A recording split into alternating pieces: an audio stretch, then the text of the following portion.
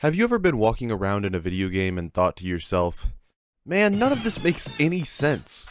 Like, why are these rooms connected together like this? What's the point of pushing this robot? What does that even accomplish? Why is there just this long corridor with a big wall next to it, and pathways that don't serve any real purpose? Of course, as players, we might recognize that these rooms and pathways are meant for alternative routes or flanking, so their existence is important to make the map design more varied and traversable. The robot doesn't need to serve any real narrative purpose, it's just the objective the map has been designed around, and that's all that matters. These are the trade-offs that are made when it comes time for developers to create maps in their multiplayer games. In most cases, the easiest way for a developer to design a map is to prioritize the gameplay, and cast elements like the setting and world building aside to make that gameplay better. This is usually acceptable, as the majority of players are never going to think about why they're pushing the robot to the end of the street. They're just going to be told to do it and do their best to accomplish that. The design, aesthetic, and visual layout of a map, for most people, is just the means to an end. No different than a school gym used to play dodgeball or a grassy field used for airsoft. It's just the arena. It doesn't need to make sense. In competitive games like Valorant and Overwatch, this philosophy fits very well. The primary goal of these games, first and foremost, is to invest the players on each team in winning the match. Anything else is secondary. Take Overwatch's Ilios for example. Why on earth is there a massive hole in the middle of the map? Well, if you ask the average Overwatch player, their answer will likely pertain to how the hole affects the map's gameplay and strategy. Players on each team have to balance being around the hole so they can guard the point, while also not being too close to it and getting knocked in by the opposing team. This offers a natural dynamic of risk-reward gameplay, creating what I personally find to be the best map in the entire game. However, if we shift our perception for just a second, what purpose does the hole serve for the people who live here? As in the people who live in the town that we're fighting in. Do people get thrown into the hole? Is it truly bottomless? Has the culture of this town developed around this mystical hole? Where did it come from? Unfortunately, none of these questions have any real concrete answer because the hole is only there to serve a gameplay purpose, not to further enhance the world of Overwatch. Now, to be clear, I think this is fine. I'm not trying to point out some massive flaw with these competitively driven games when their maps are designed to be competitive. Most of these details, though nonsensical, make the maps that they exist in better for competitive play. However, I would like to take a look at what can happen when a dev team takes the time to make every map grounded in its world, where every piece of the environment is designed to both enhance the gameplay and make logical sense. This is how the design of Team Fortress 2 is enhanced by its details.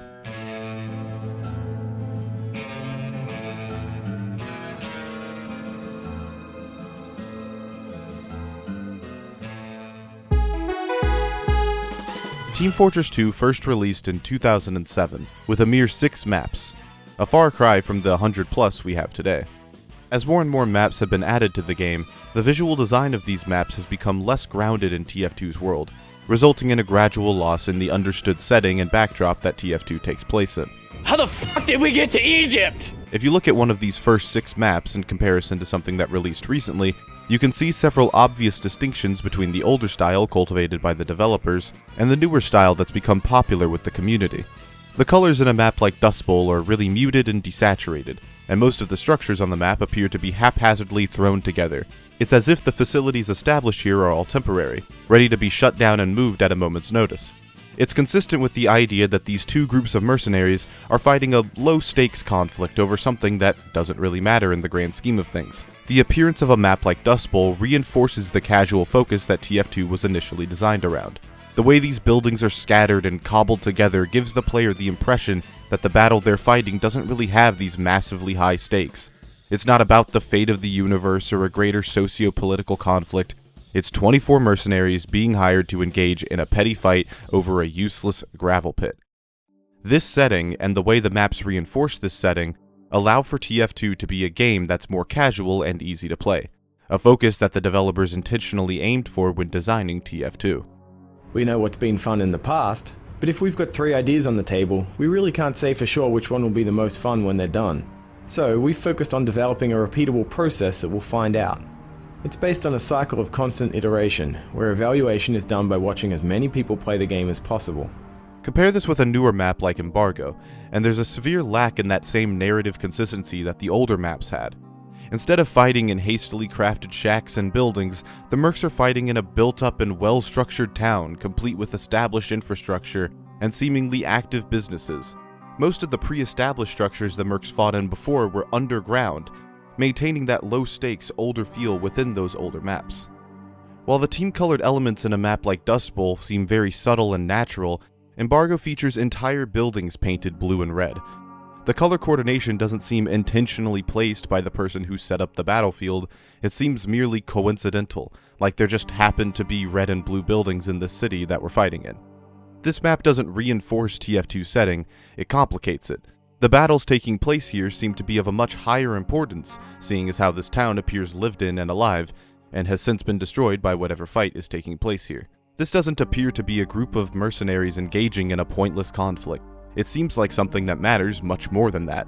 A battle with stakes so high that it's destroyed buildings and forced total civilian evacuation. This is just one example of the ways in which subtle design choices might trick your brain into seeing TF2 differently. The appearance and look of Dust Bowl is naturally geared toward a layback, low-stakes brawl, while Embargo's visual nature hints towards a more pressing conflict. And it all comes together in the details. You might never think of any of these things while you're actively playing the game, as the fast-paced nature of TF2 causes these aspects of visual design to be lost in the explosions and the screams. But the deeper artistry of something is rarely found in the obvious.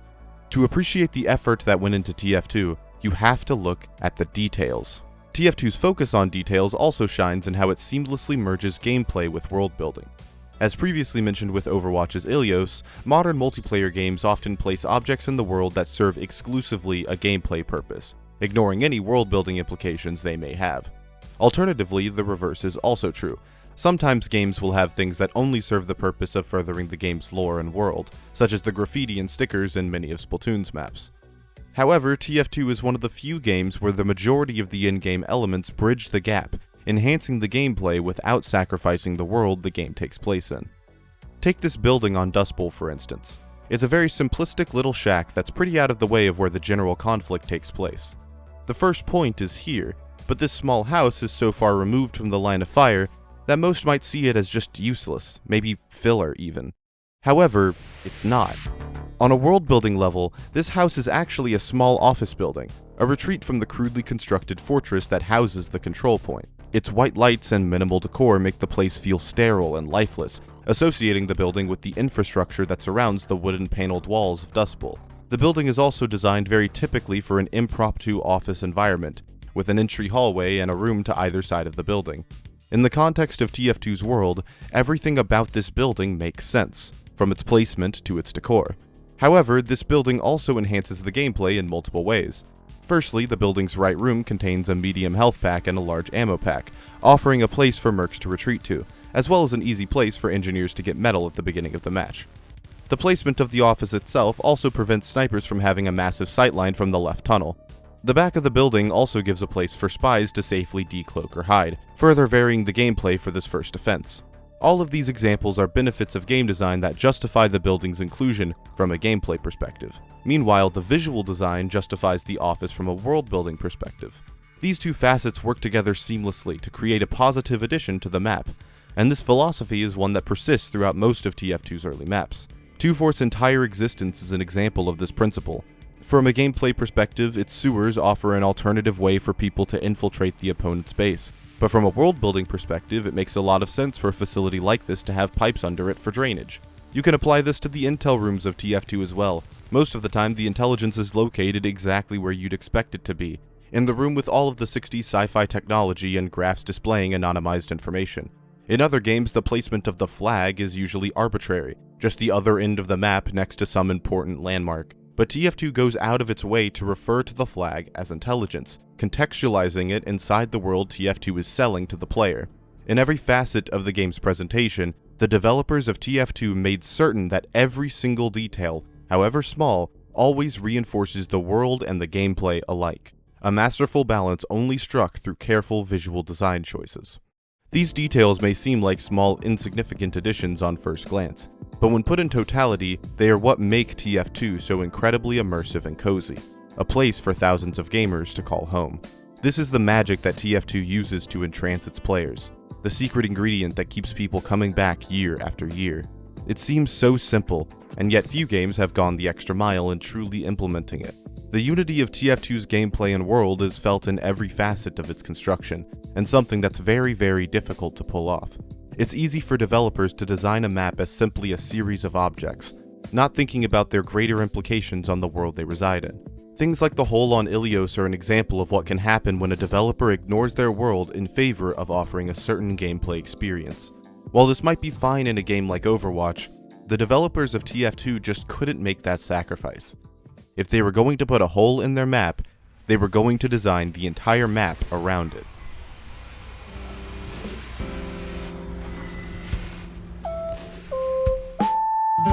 A lot of people might think that these details don't matter, and that the focus of the game's quality should be entirely based on the gameplay. But I think that if TF2 were somehow stripped of its visual design and charm, its lifetime would be cut immensely short. Recently, I think there's been a massive focus in modern gaming on finding that next dopamine hit, as game companies try and cash in on every second of the player's time with microtransactions and unfun game design. It seems like games today aren't trying to give players a fun experience anymore. As much as I've heard people rave about games like Valorant or Counter-Strike, I've never heard people praise those games for how immersive and visually appealing they are. No one talks about the little things with those games, the small nuances in the maps and characters that make the game charming. It's always about how the games are geared toward their competitive market and how their balancing is top-notch. While that's fine, and there's certainly an audience for that, I can't help but miss when games weren't always so serious. I look at TF2 as the only place where I can really immerse myself in a game without having to worry about the outcome. I can boot up a game of 2 Fort and not think about if the flag gets capped or not, looking into the distant skybox and wondering how all the machinery works and what it's for. And I don't get yelled at by my team for doing it, because they don't care about the outcome of the match either. This is a feeling encapsulated in TF2, in its charm and in its world. A game where the details you notice are part of the experience and the joy. A game where the roses you stop to smell have never lost their scent. A game that truly feels like home.